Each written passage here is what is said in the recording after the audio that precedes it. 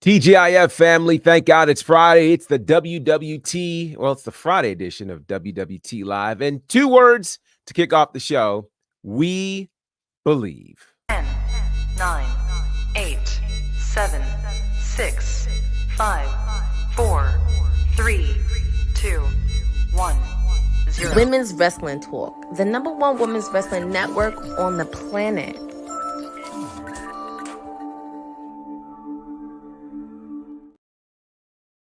Say his name and we'll appear. Yeah, WWT Live is absolutely here on a Friday. I hope you guys are well. I am your professor, aka GB, aka Gerard Bonner, aka whatever you feel like calling me today. It is a big day. Lots of things going on in the wrestling world, lots of news, including news about Royal Rumble and potentially Wrestlemania. Yeah, got all that news coming your way. But if we're talking news, I am not alone. It's always great when an elected official can join me. The councilman is in the building. Councilman Farrow, how are you, sir? Doing great, Professor. Just came back from a anti-CM Punk rally. It was wonderful. Constituents just trying to figure out what's going on with this guy. But it was a great time. How about yourself, sir? I'm doing well. I'm doing well. It has been a busy week. So it's good to be here. And it's going to be a busy weekend and a busy summer. But these are the things that we like to see and hear. And of course, the world of pro wrestling is always very busy. Shout out to you, Dylan. Happy Saturday morning to you, sir. It's going to be wild. And you know what? I resemble this remark. We're going to need QR codes to figure out when the real TK will be showing up. As a matter of fact, for you, sir. Sorry, let's get that again. Yeah, TK is MIA, and people probably forgot it's her house. But be that as it may, and she's going to be MIA even more in the next few weeks. But so be it. I guess that's what happens when you run the ship. You just get everybody else to do it because you don't have to be here. You don't have to. It's going to run, and we're running it. So all good. All right, so let's kick things off. We really have a lot of news about the future, which I think is really, really important. So this week, the news about the next season of television started to be shared, and that includes, of course, the CW, and the CW released its fall premiere dates. And of course, it involved all kinds of great shows like Superman and Lois, Sullivan's Crossing, all of these shows that people pay attention to on the CW. Perhaps most important to us here at WWT Live is NXT. When does NXT make their CW debut? Well, it will happen on Tuesday, October the 1st. So mark that date on your calendar.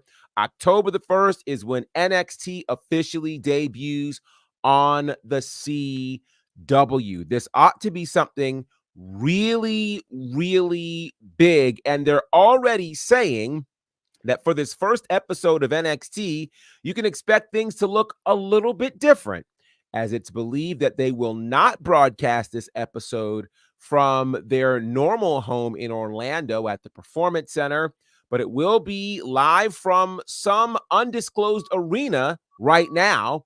Let me get your thoughts, Councilman. First of all, on October the 1st being the official date for NXT hitting the CW, and more importantly, where do you think this first episode should emanate from? Okay. So to answer your first question, two thumbs up all across the board. I think this is a great first step of WWE's like new regime of what they're leading to with all of the brands going to different homes. And I think NXT being the first one we see is just a great look for them. Also, just everything that they've been doing and stuff, the more it's been growing. I know it gets a lot of comparisons all the time because it was its peak era to a lot of us, but it's giving that black and gold era feeling, like those feels. And so I'm just really glad to see it. Man, arena wise though, that's a good one because there's so many homes to wrestling that it's just like,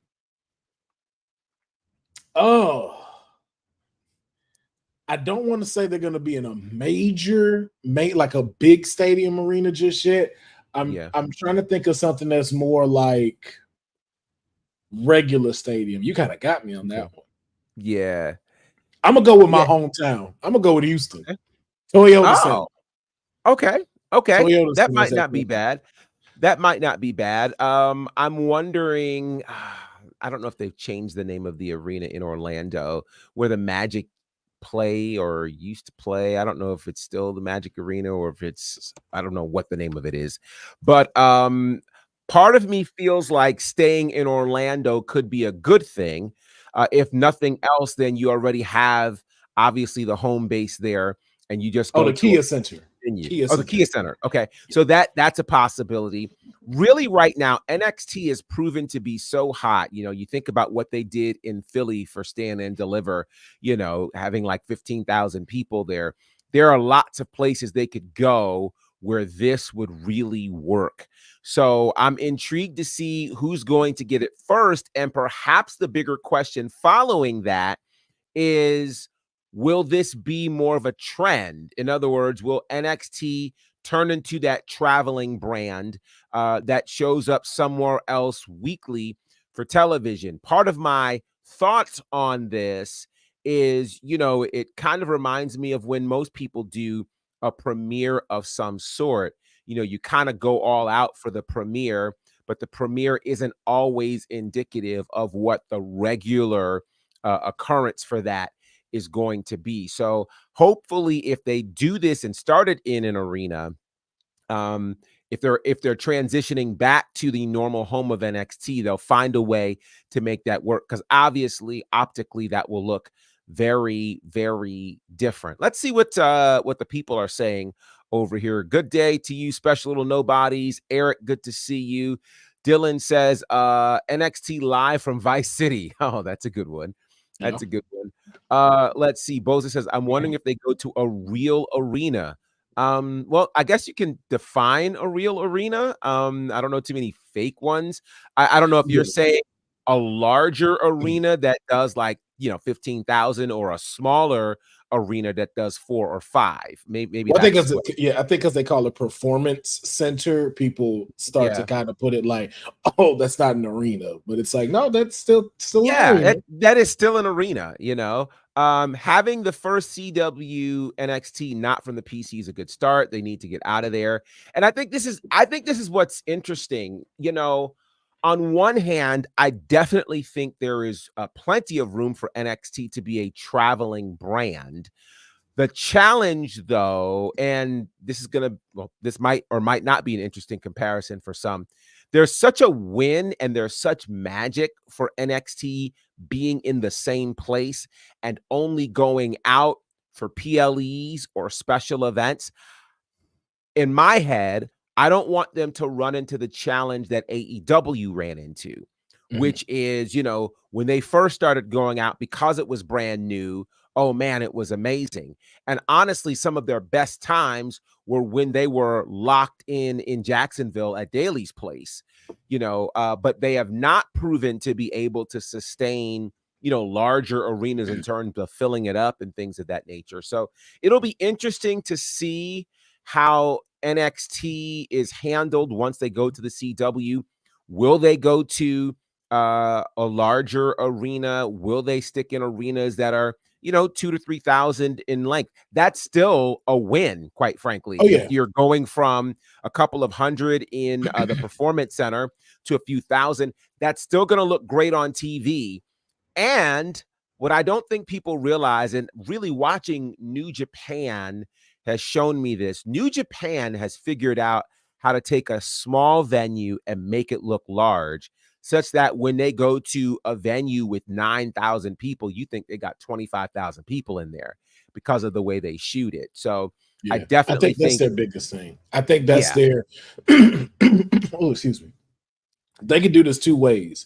You could stay home, cut a deal with one of the and we'll put it in perspective of sizes, like you said. So we have centers, arenas, and then stadiums. Right. I would even say with them coming together with Orlando to go to one of their centers, and Sure. start being able to shoot there every time. And that way, like you said, you have a bigger space for like maybe 1,000 to 3,000 people. But if they do Yeah. hit the road, I would say strictly focus on centers. And then that way, like you Yes. said, PLEs can be in arenas or stadiums. And then also, too, Mhm. while y'all are on the road, you now have NXT Level Up.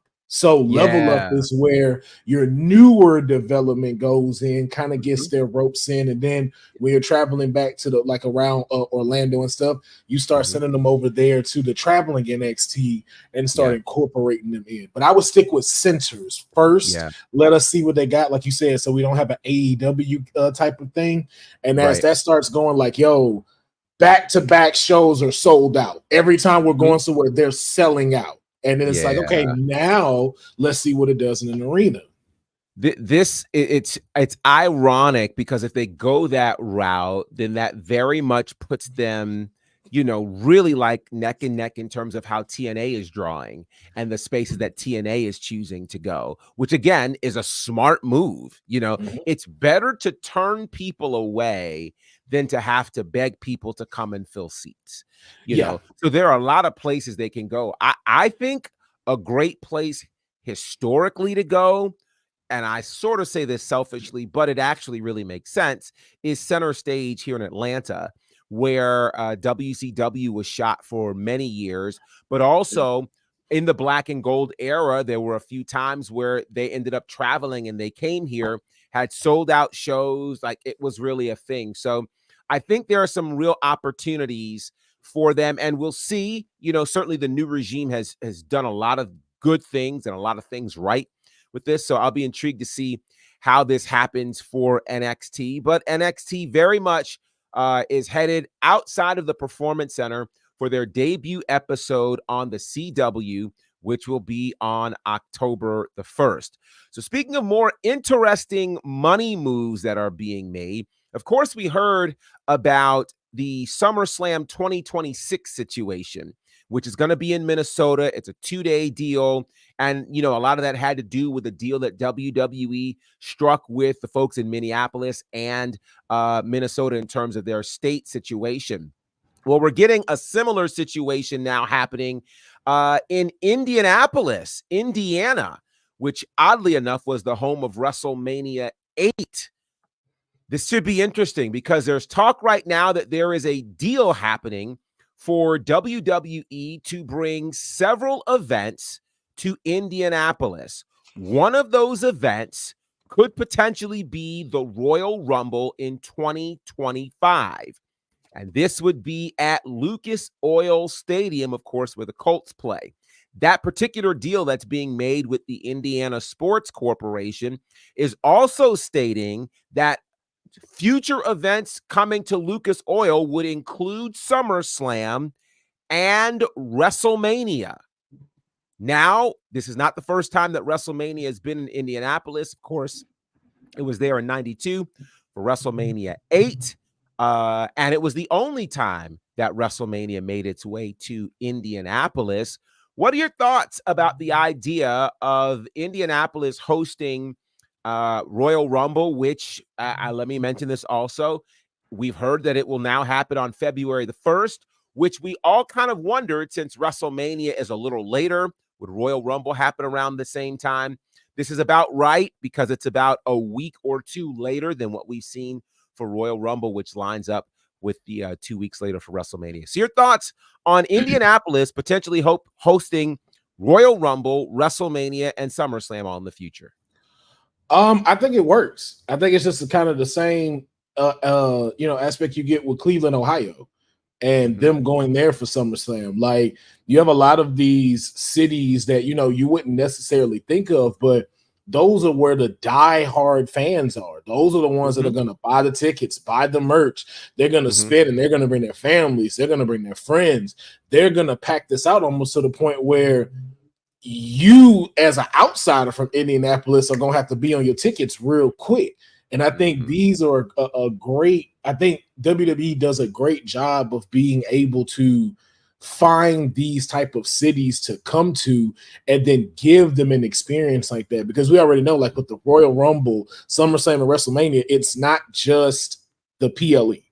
It's Right. a week-long event. So you have Mhm. so much money that's going to Yes. come into this city. So many opportunities where, and two, not as much competition.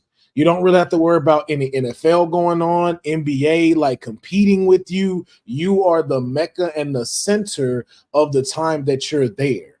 And so I just Mhm. think it's a smart move for WWE all around.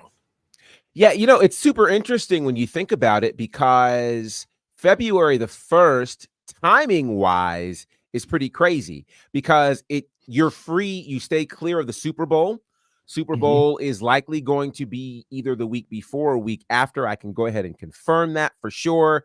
But yeah, and again, WWE is doing a very good job of ensuring that they are in line with the rest of the major sports calendars, which I think is super important for them. So this is going to be a really interesting space. And I also think too, and the Super Bowl is February the 9th. So again, so that's also interesting that the Royal Rumble will be on a Saturday. And I know there had been talk at some point of WWE possibly moving back to Sunday pay-per-views or PLEs, but we're looking at this particular space for a Saturday PLE, which is a good thing. Absolutely a good thing. So I'm looking forward to that. Now, it's interesting too, because I think one of the things that WWE does well is they look at, when you were talking about them selecting cities, they look at cities that are really growing. And Indianapolis today is far different than Indianapolis was in 1992. Yes, it And I is. remember my visits to Indianapolis. It really wasn't one of those cities that you're like, I got to go to Indianapolis. But that has changed. And honestly, much like Vegas has changed. Vegas for a while was just kind of like, okay, Vegas, we'll go to a casino here or there. But it's really become an entertainment bustling kind of space. So this is intriguing. Again, Lucas Oil Stadium to host a future WrestleMania and SummerSlam. We're not exactly sure if Royal Rumble will be there, but we will see. Certainly coming to Indianapolis, and this ought to be a lot Now, of fun for now I sure. will say, one thing I do want to throw out there that I've been not seeing, and I like, I don't know if anyone from WWE is watching this show or watches this, but I got a question. Okay. When is WrestleMania coming to Houston? Like when Reliant Stadium, when is WrestleMania coming to Houston? Y'all keep bringing it to Dallas, Oklahoma for some reason. And when is H-Town getting a WrestleMania? We had the Royal Rumble, but when we get a WrestleMania? Now, Houston has hosted a few WrestleManias over time. 17 comes to mind, 25 comes to mind. But it's been a little while. It's been a been a few minute. years. And so this is interesting to me because WWE has seemingly also been looking around kind of newer stadiums. There's a part of me that's saying, hey, Atlanta just recently built a Mercedes-Benz stadium, and it seats a good 70,000. It would be. WrestleMania in Atlanta would Do you be hear? insane. Do you hear how crazy that would be? Insane. State Farm is right next door, so you could have your Raw and SmackDown there, but Atlanta would turn all the way up for WrestleMania. I can't believe I'm even finna say this as a Texan, but Mhm. that has to happen before Houston again. I gotta give credit where credit is due. WrestleMania ATL gotta happen before you come back to Houston. Do you know that how and stand up liver? Do you see what I'm saying? And with the relationship that WWE has in terms of hip hop, I mean, the stars would come out for sure. Yes. It'd be pure insanity. And then, my God, do you know what Wale Mania would do here? Oh, wow. Oh Lord. So Oh boy. your host too, the performances at Yeah. WrestleMania just Yeah. It would be outrageous. It absolutely would be outrageous. So I'm curious, what would you guys like to see in terms of future cities for WrestleMania? Because you've got to imagine the bids for WrestleMania are crazy. And, we know already 2025 is locked in for Vegas. We're not sure if this means 2026 goes to Indianapolis or 2027. Nashville is supposed to have one of these years. I'm not sure which of those years they're supposed to have. So there's a lot of folks competing for WrestleMania right now. And that is pretty cool. Now, I'll tell you what, in terms of competition, it's always a great thing when you have not one, but two elected officials.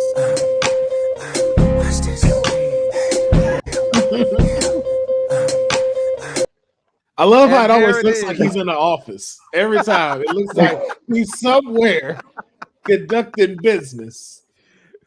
Because we're gonna knight the professor, the master of transitions. Oh, wow, thank you. Yes, yes, thank indeed. you very much. I appreciate that. How are you, good sir? It's a beautiful week. It's a beautiful week. Good. Very, very good. Very, very good. So let's see. Now, Special Nobody says it would be Freaknik all over again. Now, I resemble that, sir. Like, I don't know about that. I don't think it would be. Maybe you haven't been to Atlanta in a while. It would not be that. It would be fun. What did I jump into? What are we talking about? Well, we were talking about Indianapolis potentially hosting a future WrestleMania, as they're slated to host Royal Rumble and at some point in this deal a SummerSlam. We started getting into cities that would potentially be great hosts for WrestleMania, and the councilman mentioned Houston. And then, of course, I mentioned Atlanta because, again, these new stadiums that have been built, which is what WWE is looking for. These comments are really fun. Special Nobody says, I've not been since 93. Yeah, it's changed a lot since 93 for sure. But Dylan says, I'm too white to know what Freaknik is. You know what? If you have Hulu, go on to Hulu. There's an entire documentary about Freaknik. And, also, too, you have your version, Dylan. It's called Girls Gone Wild. Girls Gone Wild is y'all version. Ours is Freaknik. Oh, I don't know how we got here, but I don't know what I jumped into. Just to give them the reference, it's like, I understand now. Point of reference. Point of reference. But they're looking into going to more, I guess, warm weather cities for all these places, right? Like we're done with bad weather options. Indianapolis is known for snow, and so a Royal Rumble in Indianapolis doesn't sound appealing to me from a weather perspective, because they'll get a blizzard in a heartbeat. And then WrestleMania, you are still like tipping like spring and winter, so you can either have like a really early spring, like you say, to get hot, or that cold will last, and it'll still be like snowing for WrestleMania.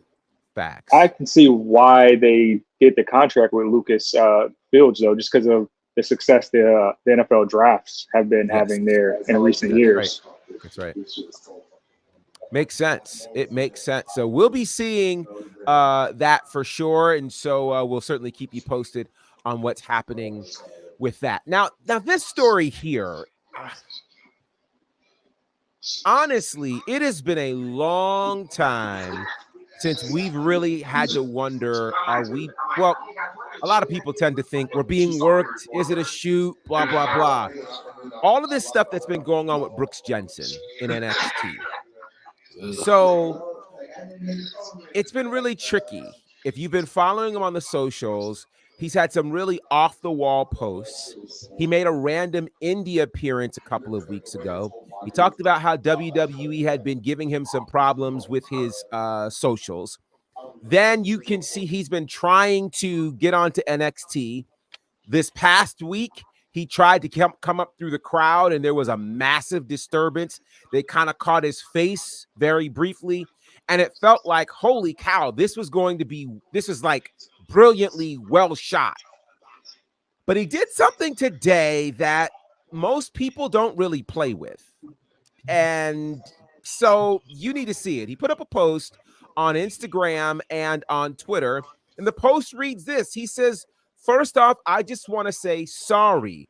I'm sorry for how I behaved myself on here, and I'm just deeply sorry for making a fool out of myself.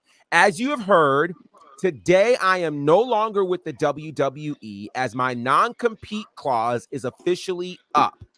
This one has been quite the ride, and I'm forever thankful and grateful for the friendship this line of work has brought and for letting me meet my future wife. So with that being said, thank you all for supporting me and being here with me through these times. But today is only the beginning for the future of Ben Buchanan. Now, for those who don't know, Ben Buchanan is indeed the actual name of Brooks Jensen. I know this because I've worked with him. This is a wild move. If this is an angle, there are those who would say, "Hey, let's just see if he's on the website."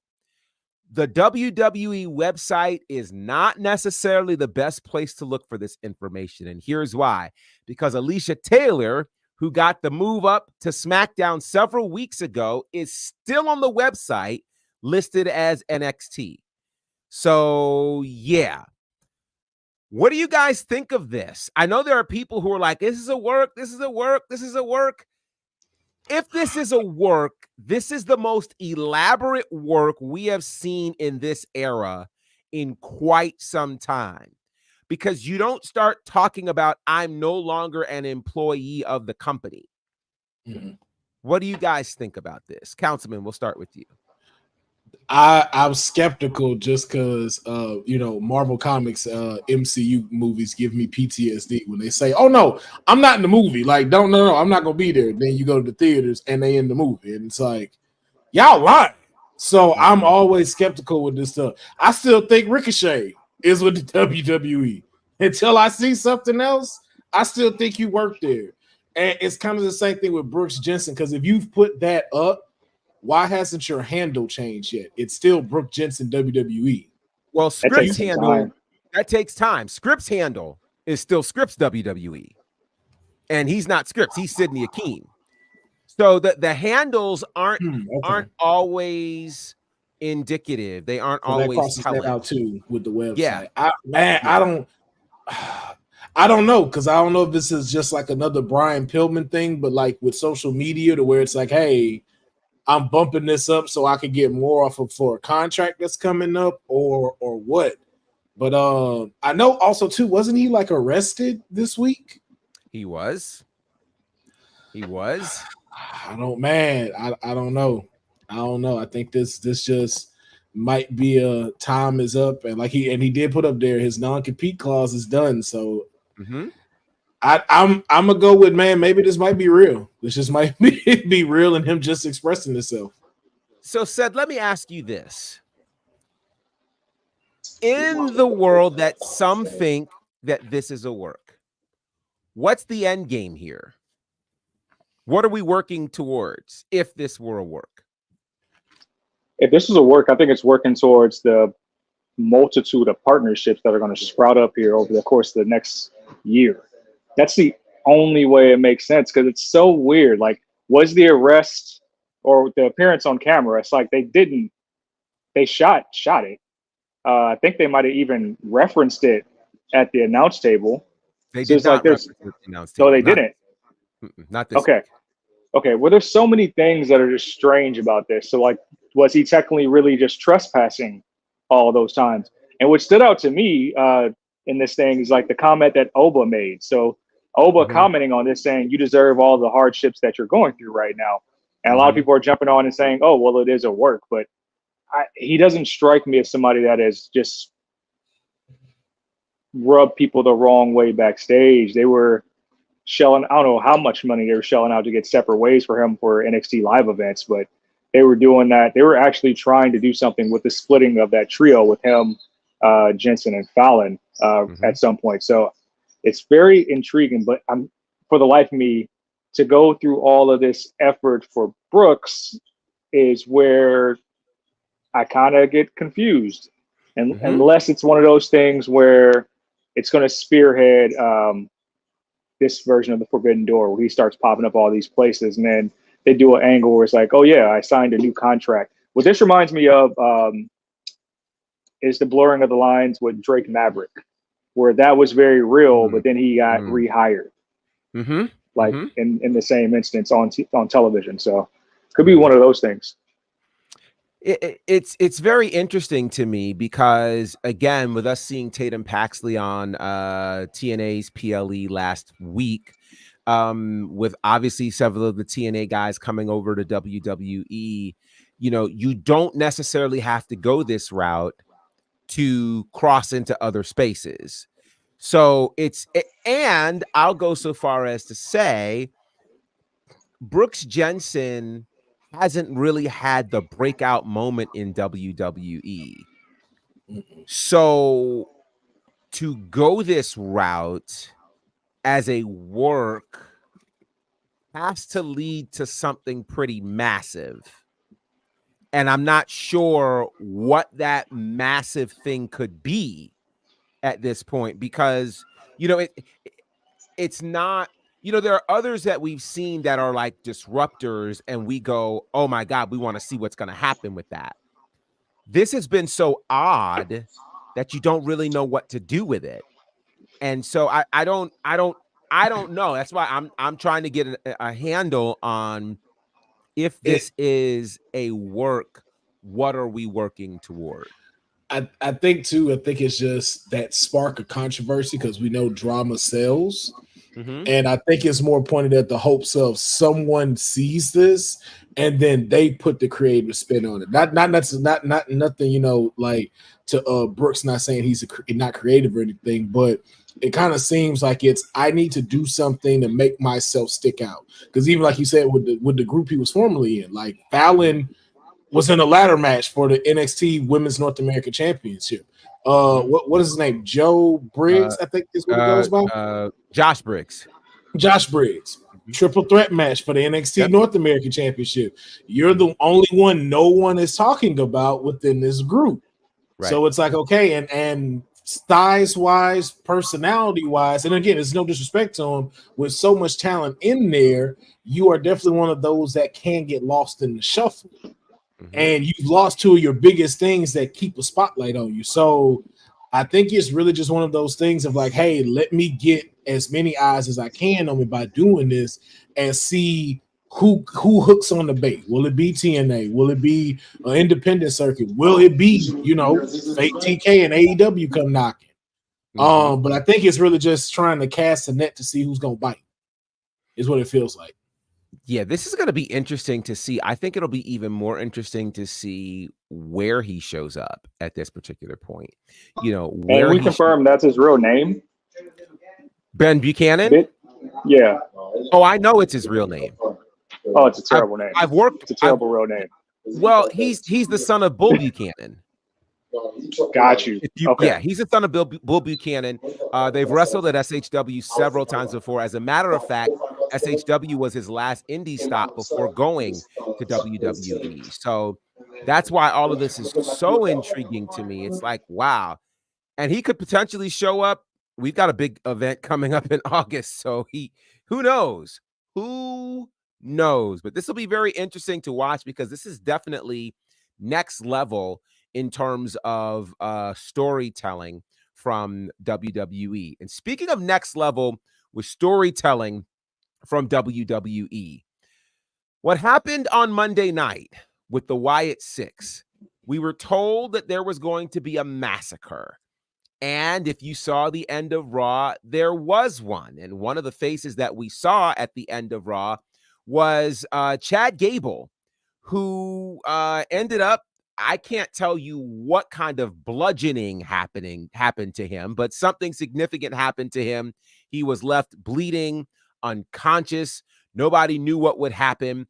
Well, it's been announced he initially was supposed to be a part of the Money in the Bank qualifier match next week on Raw, taking on Bronson Reed and Braun Strowman. Well, that has officially changed, where now taking his place will be Ilya Dragunov, which I think is brilliant for sure.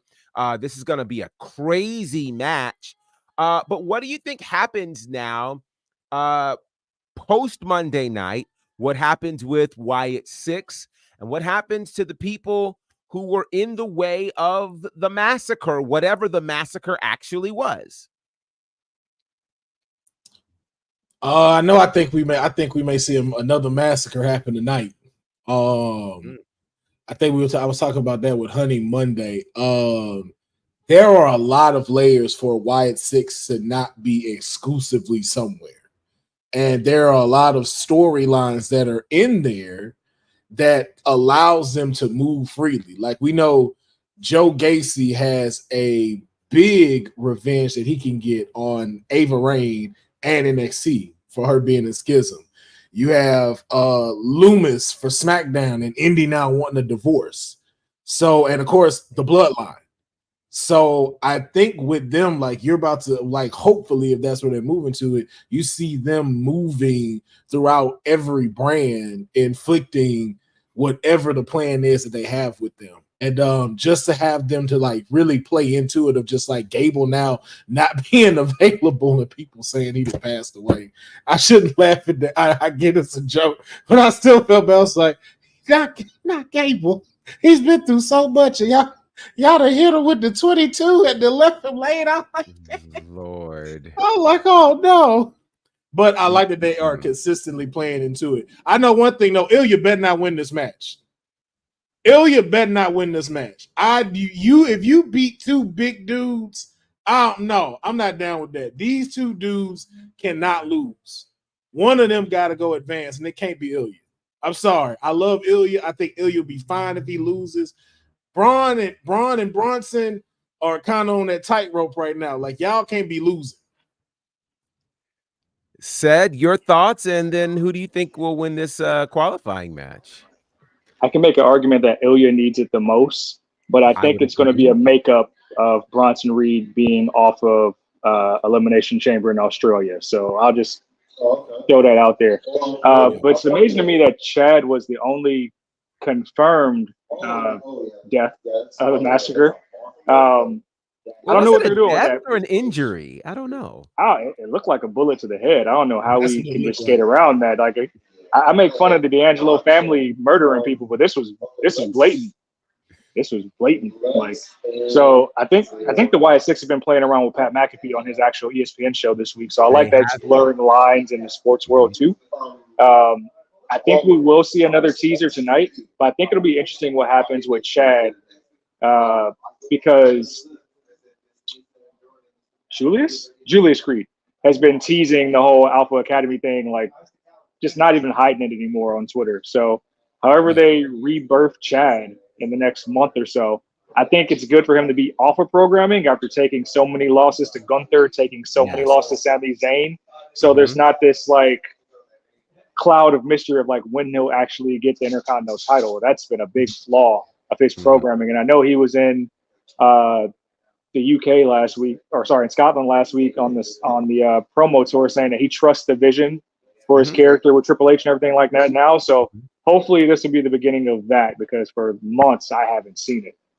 I haven't seen him just get over the hump. So maybe this is the birth of that new age team angle that we've been hoping for. And you know what? I kind of hope it's cheesy. I hope it's cheesy. I hope the way they revive him to life is very cheesy, kind of like the whole being the elite trying to revive Adam Cole and the prayer circle thing. I hope they do something like that. Yeah, I hope it's cheesy. Just make it make no sense. I hope it's cheesy, but in the ring, he give us angle like performance. I don't mind the cheesy personality, but I need in the ring. Oh, you vicious with it. Like, I want to see, like, yo, like Chad looks unbeatable when they fight. Like, this man get up out of nowhere and just start doing suplexes when you think it's over. I need that in the ring, but I like the cheesy angle for the personality. You know, this is what I think is going to be interesting as we start seeing how people were affected. You know, if you remember the previous iteration of All Things Wyatt, it was like when you got impacted by them, something about you changed, you know? And so the question will be, what could potentially change with these people that were left lying? I want to hear what their first promos are going to be like. I mean, I'm very curious to see how all of this plays out, because really what happened Monday night was so mysterious and so hard to explain that it's like we need to stick around for the explanation. So this will be really interesting to see how all of this goes. And I kind of hope we don't get an explanation. I hope it's just like random acts of violence. Just at will. Just at will violence. No reason. Wow. We don't have an issue with you, but we just attacked you. Like, I hope it's something like that. And the only vignettes I want to see and I talked about this Monday, but I just think it'd be real creative. Like, you don't hear them talk, you just kind of see like glimpses of them. Like, I picture like a dark room with like the fog at the bottom and those old TVs stacked on top of each other, and Nikki is standing in front of it. Doesn't say nothing, doesn't talk, but you're seeing like the different versions of what she was that they were playing. And audio we've never heard from Bray is playing. And that's all of their vignettes. Bray is talking to each and every single one of them. And then the last one is Howdy. And then that's when you start to just small figure out what the image is of what they're trying to do. Still don't know too much, but it's like, okay, now we see why they've been doing what they're doing. And it's about to get real interesting. And I think there's so much story still to be told that there's plenty of time. Like, again, they took so much time in giving this to us. I don't want them to explain everything in 1 week. Like, we still need a lot of, we still don't have their names. We only know Uncle Howdy because of previous experience. There's been no official statement of their names. So I'm very interested to see, again, how we learn this, how all of this plays out and the like. And so I thought we had already, I thought the socials kind of not debunking, but I thought we're already kind of associating with them with the puppets, you know? Well, here's the thing though. Like, to me, it's not official until we see the WWE say it. And for instance, like this whole Wyatt 6 situation, nobody really knew what they were going to be called until we saw WWE post it. And when they did, they posted it differently than how most people had said it was going to be. So I'm interested in the official. Only reason I say that is because like Loomis' mask was actually a beak, like the buzzard. And then I think Gacy did have kind of a pig face mask. Yeah. I think they gonna move it like they're like those creatures are avatars, kind of like the four horsemen of the apocalypse. So not necessarily they're Husky the pig, but he embodies the powers of Husky the pig, and then you start. But to also, see that.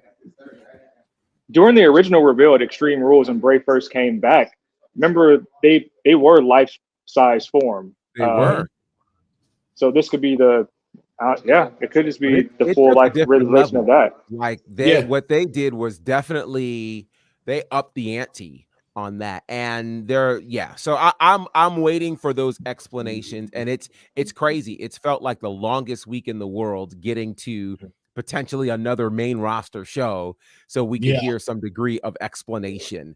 You know what else is even crazier with that? Just before we get in there, shout out to the Wide Six being fans of Whataburger. Well, so here's what's funny. I saw people posting that picture and things like that. You know, it was actually their alter egos. It wasn't really Wyatt Six. I don't know that they eat burgers, but you know, that's a whole nother story. I'll take that. Their alter egos, you know, it's like the difference between I'm going back on this, Bruce Banner and the Incredible Hulk. Like, they're not the same person. So you know, that's true. What it is. Can't confirm that Whataburger slaps though. Can't confirm. I've heard that. I don't know that I've ever had a burger from Whataburger. So, that's a whole other conversation. That's a whole different conversation. Well, congratulations are in order to Roxanne Perez. She is donning the cover of Pro Wrestling Illustrated, and she is the first Latina to do that, and she's very, very excited about that. And again, big shout out to All Things NXT that we're in a space where NXT superstars are literally on the cover of PWI. Like, it is no longer a developmental territory, and I think that's wild. And how about this? Whataburger just opened in Australia. Wow, that's pretty awesome. Can't tell me they mid if they going to Australia. Boza, it very easily could have been their body doubles. And considering that we did not see who was under those presentations, we don't know. They were just, 5 or 6 people that were randomly hungry, and I'm not mad at that at all. That's true. So big news happened last night on TNA. TNA's Impact broadcast Shout out to their amazing commentary team, which, by the way, commentary pretty much everywhere right now is just killing, and we love to see it. One of the things that Tom Hannafin mentioned last night was that Against All Odds, which happened this past Friday, garnered more new TNA Plus subscribers than this year's Under Siege, Rebellion, Sacrificed, and No Surrender events combined. It is the single most new subscriptions in one day in the history of the TNA Plus platform. So for those who are out there, and this goes to Uncle Dave, who had issues with how, Joe Hendry was handled on NXT, and there are those who have said, well, WWE is not doing a good job with this TNA partnership. They did something right, because TNA Plus has the largest number of single new subscribers that they've ever had. Yeah, TNA is definitely winning this game right now. So shout out to them. It's kind of amazing to see that happening. And did I say Joe Hendry? I thought I said his name. And I thought he I would heard it. appear. I thought it was just me. Yeah, no, say his name. I thought I heard it. And here's what's amazing about this. We talked before, probably like Monday, asking who would end up in the Battle Royal situation. We got 2 TNA names.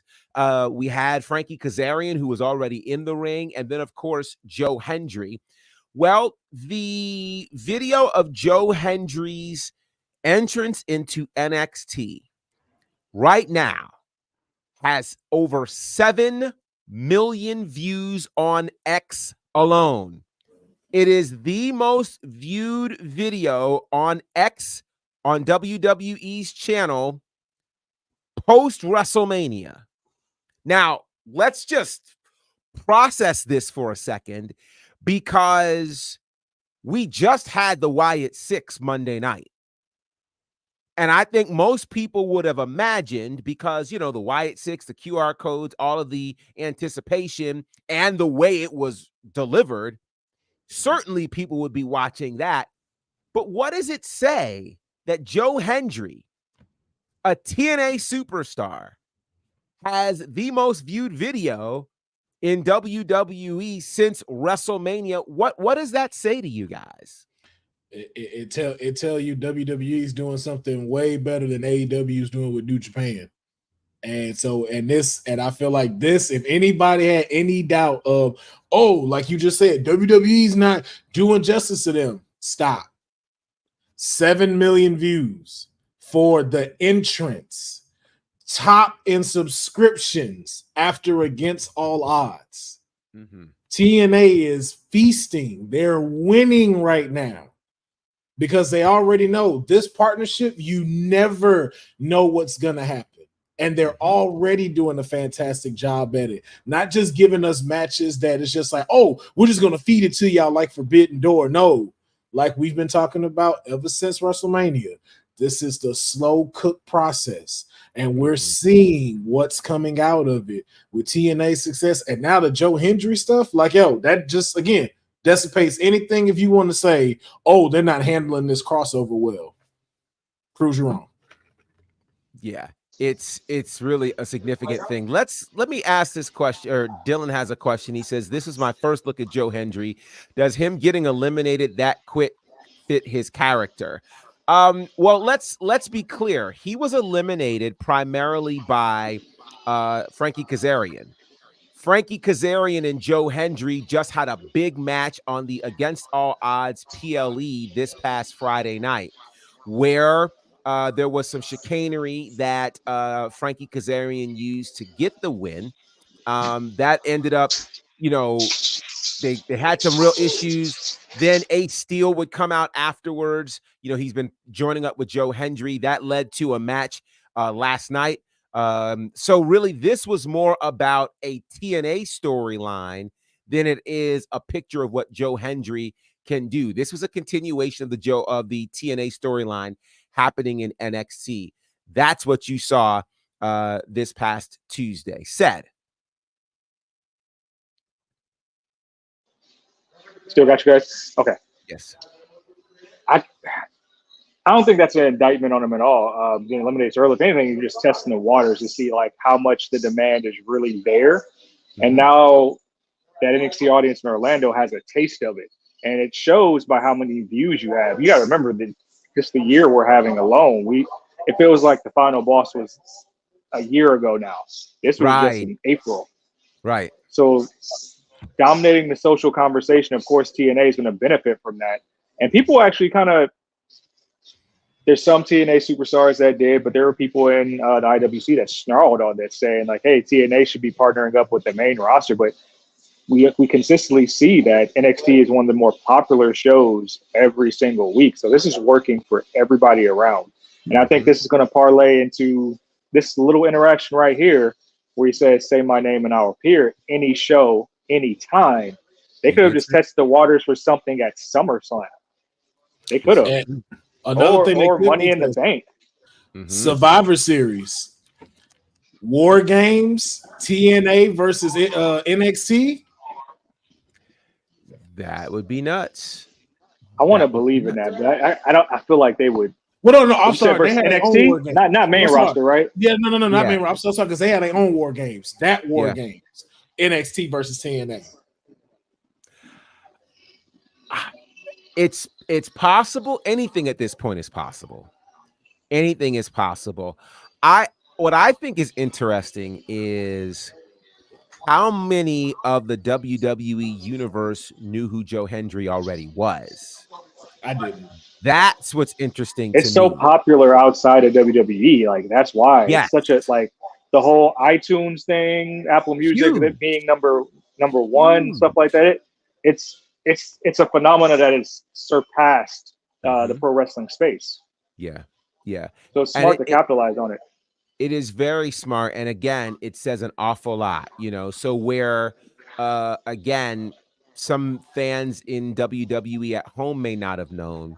Those folks in Orlando, they absolutely knew. They know what's going on with TNA, and that's another reason why this is a great place for these TNA NXT interactions to happen. It's not going to hit the same in some random town that Raw or SmackDown might be in. It would hit hard in a place like Chicago, where SmackDown is tonight. It would likely hit hard in New York, and we'll get into SmackDown in Chicago tonight. But yeah, there's some real matter of fact, the Against All Odds pay-per-view was in Chicago. So that's a really strong city for TNA. So some real strong possibilities here. But congratulations to Joe Hendry. This is a great move. Now, speaking of AEW, this is very interesting to me. If you've been following AEW, most of their pay-per-views have happened on Bleacher Report. And it's kind of a pay-as-you-go kind of situation.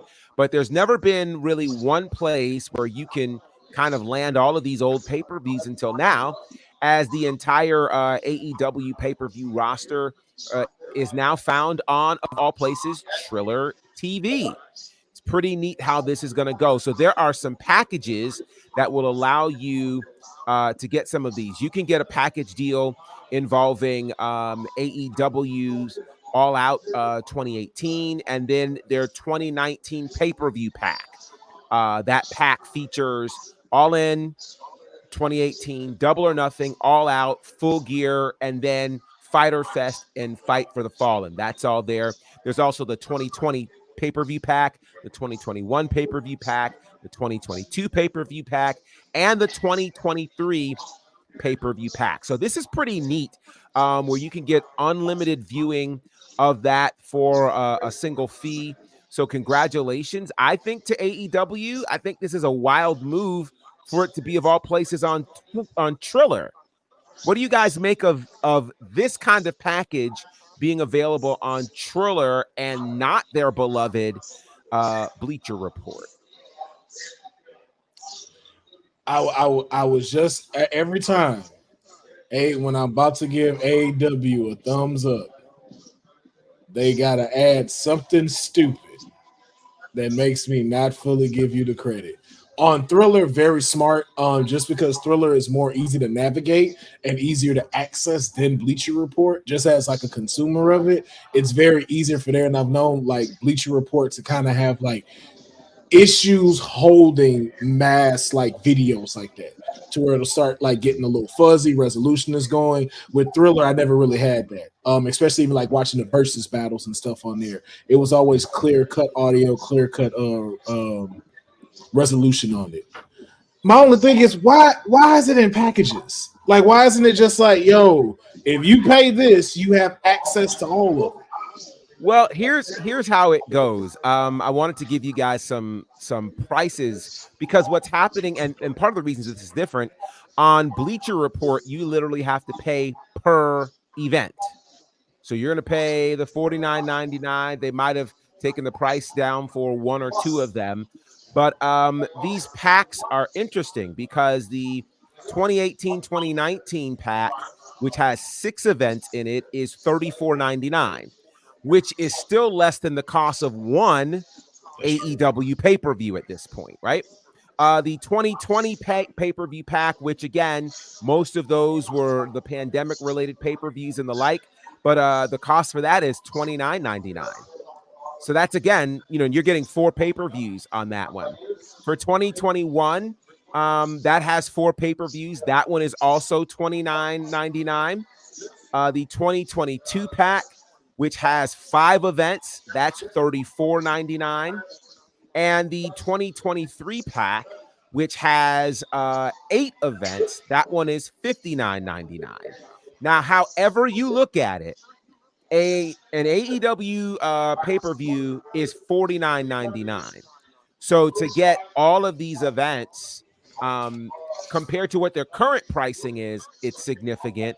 Compared to obviously the rest of the wrestling economy, where you're paying one price a month and you get the full library, it's a different situation. I guess that makes sense now because it's like pretty much like if you had Netflix for like $12.99 a month for a year, you're looking at like close to around that same price, and you're just paying it one time and you can watch it. Okay, that makes sense. That makes sense to me. Stead, what do you think about these deals that AEW has with their pay-per-view archive on Triller?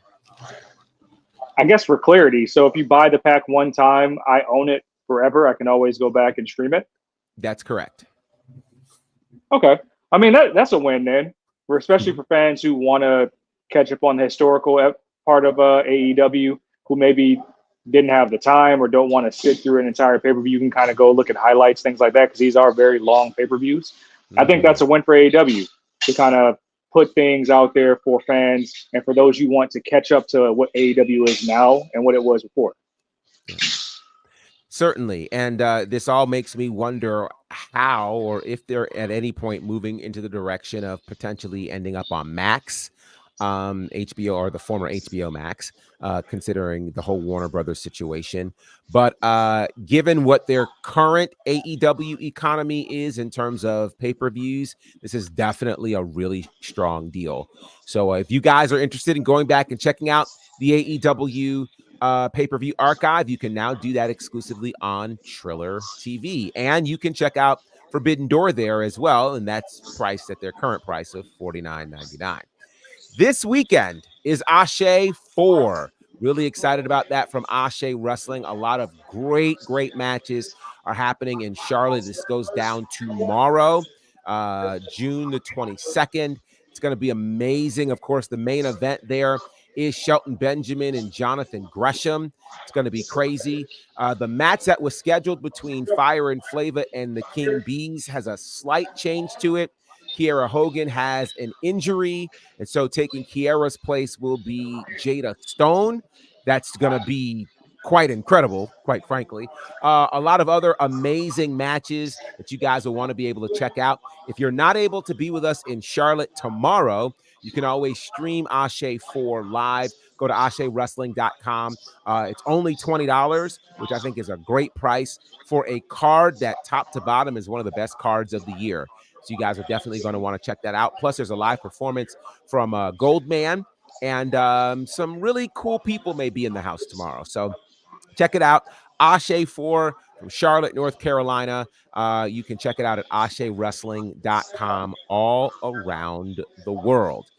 Now then, we get to lists, and right around Juneteenth is where we get the BRP 50 coming from the Black Wrestling Podcast, where they rank the top 50 Black wrestlers of the year.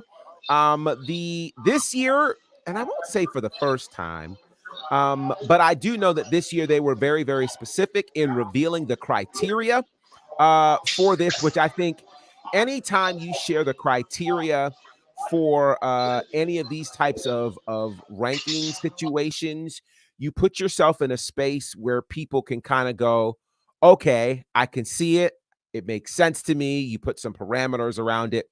So this year, the kind of the classifications or qualifications, they looked at win-loss record, championships won, quality of competition, television time, prominence, and overall impact. And they looked at the scale from May the 15th, 2023 through May 15th, 2024.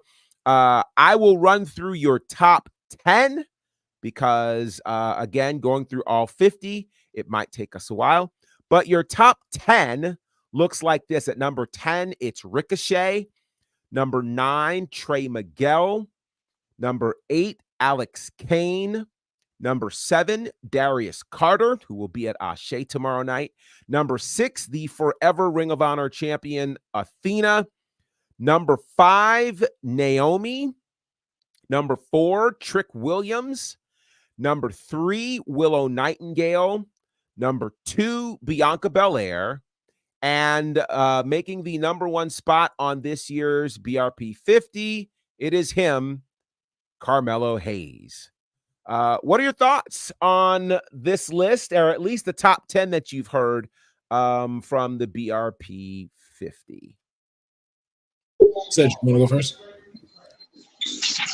Yeah, I mean, I think it's cool, man. I think it was even cool for Melo to acknowledge it on Twitter, saying that it's not really about the rankings, but about a celebration of all these talents. So whenever you can highlight good talents, whether people are familiar with them or not, it's getting you more familiar with us in these spaces. And I think that's the most important aspect of this list.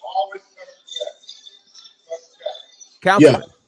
Yeah, I agree. I think, and then just the fact that this list doesn't seem biased, as we see like a lot of lists go, just like, oh no, you put this person on here because you favorite. Like every one of these top 10 has a good argument as to why they're there. So for anyone that wants to exchange it or say this, they all have a good defense of what they've done this past year or so, or even with 2023.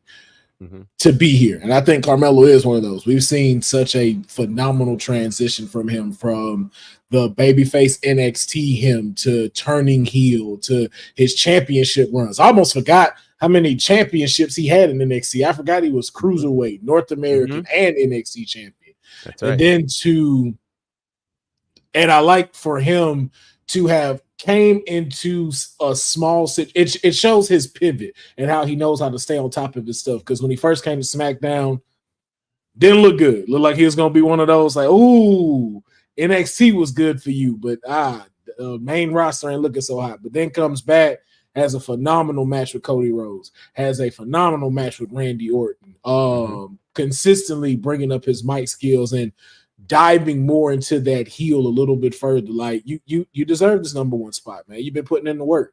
But I do side with him when it's saying it's just great to have this list, to see this list. And I hope just us even talking about it, more people continue to do it so it adds legitimacy here within the wrestling world. Yeah.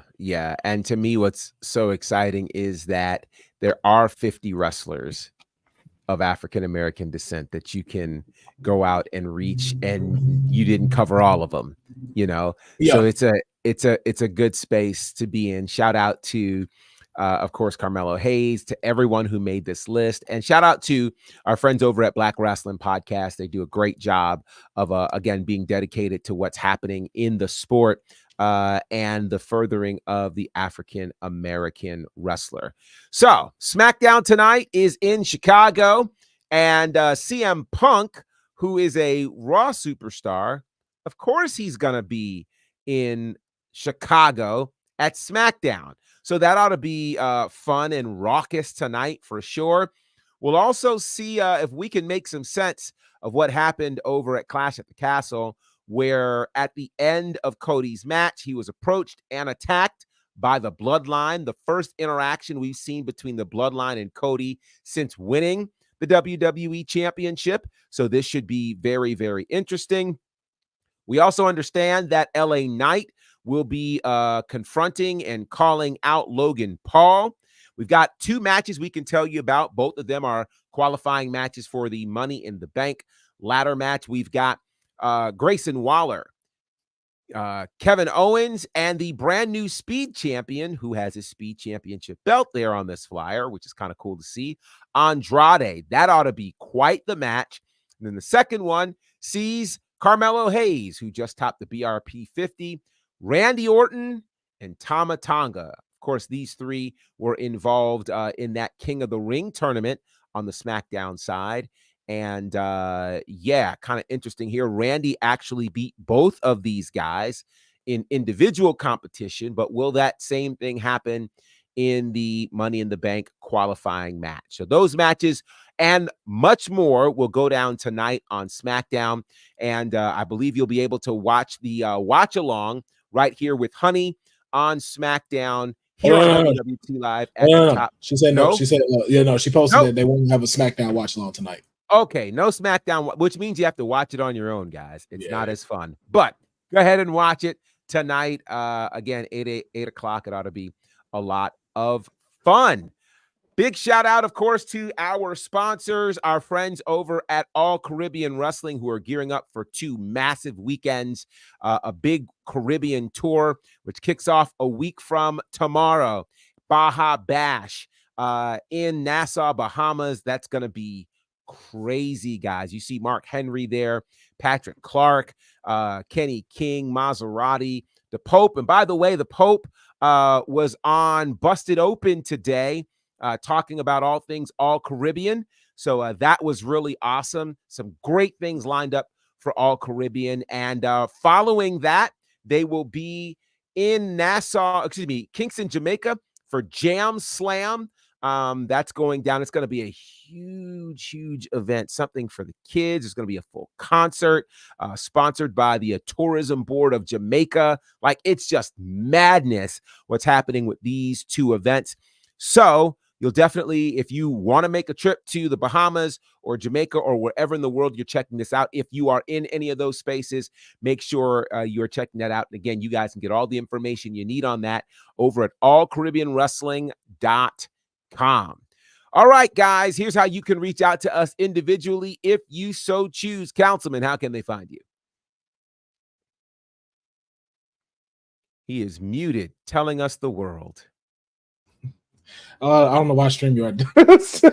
That's so wild. But just follow me, Will Farrow, PHARAOH, on everything. You can join me tomorrow at 9 a.m. PST on my Twitch, YouTube channel for Strand of a Comic Book. Got a lot to talk about that's happened in the TV, movie world. And just come over there, support me, and continue to support WWT. Absolutely. Mayor, how can the people find you? I don't have anything to promote today, honestly. I appreciate all the well wishes and birthday love I've been getting this week. I do have some news. One thing, I might be able to retire the hashtag blame Jacob DeLawrence. He has something up his sleeve, so maybe I'll have some exciting news about the We Got Next show coming back to your airwaves really soon. But while I have you guys, I did want to address the elephant in the room here from a few days ago with a certain back fist and let you know that Hickenbottom, you got to do the right thing. We didn't travel the streets. We did all this stuff, and now we coming for the gold, sucker. Roxanne Perez, we coming for you. And I'm not gonna say the rest, but you guys know the rest. You can't call her that. Didn't have to be this way. Oh boy! But it's the only way. Hey man, no one told her to get knocked out. Nobody told the former MMA artist to get put on her butt by the prodigy. Man, oh man. So yeah, that ought to be fun. Again, you guys can find me at Bounderfied across all of the social spaces. I guess you guys know where my commentary work is. If you don't, Let's go to Bonafide. You can check it out. Also, join me tomorrow night. I will be at Ashe Wrestling tomorrow night. Really looking forward to that. AsheWrestling.com. Then the following 2 weeks, I'll be with All Caribbean Wrestling as part of Baja Bash and Jam Slam. And this is leading into a very busy summer. I am super excited about that. So make sure you're following me for all of that fun information. And check out what we've got going on here at Women's Wrestling Talk. wwtalkpod.com is the website. All sorts of great things happening there. And make sure you're following us on the socials as well. wwtalkpod is the space. Let's see. Dylan says, if you don't know Professor's commentary work, then shame on you. No, we get new viewers all the time, so it's highly possible you may not even know that that's what I do, and that's okay. Shout out to Dylan, though. Dylan and Jeffrey and Boza and Eric and all of the good people who have joined us, special little nobodies. I've seen a lot of names in here today, and so I just want to say thank you guys for continuing to join us. I thought I saw Matt in here, cousin Ron in here.